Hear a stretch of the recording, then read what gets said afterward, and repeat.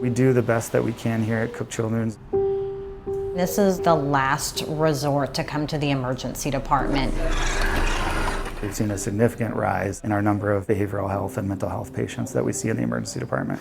But we're seeing even younger and younger kids, 8 and 9-year-olds. Anxiety and suicidal thoughts, thinking they don't belong and wish they were dead.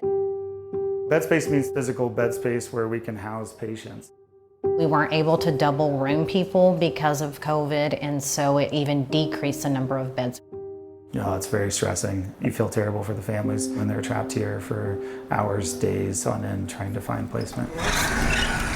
In our emergency department, we start in triage. We'll ask our screening questions, and if we deem them a high-risk patient based on their answers to those questions, they're assigned a one-to-one sitter. We tell our staff all the time that they do meaningful work by asking these questions and screening these kids. We're asking questions that children may have never been asked before, and no one may have ever known that they were struggling if no one had asked. For the year 2022 total, we screened 31,791 patients, the children who presented with a medical complaint that were non-behavioral health. 640 of those were deemed and identified as at risk for suicide.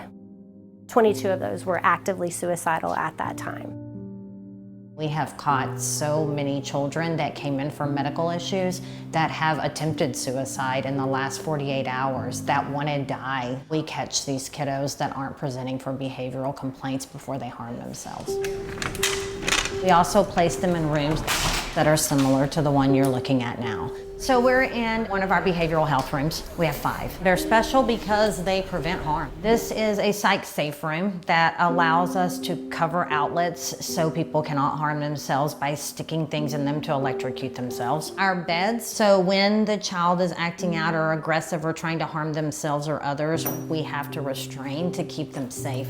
These are the restraints that we use, and we apply them to their wrist and then secure them to this bed frame. We have covered plumbing. There was incidents in other areas where children were tying ligatures around those and hanging themselves from the plumbing underneath the sinks. We enclose our TVs in a lockbox so they can't harm themselves with the glass by breaking the glass on the TV or using it as an object to throw at staff members. We have 8 behavioral health rooms, inpatient psychiatric unit. So our average length of stay for an ED patient is 3 hours. For behavioral health patients to be admitted or transferred, it's somewhere between 7 and 9 hours.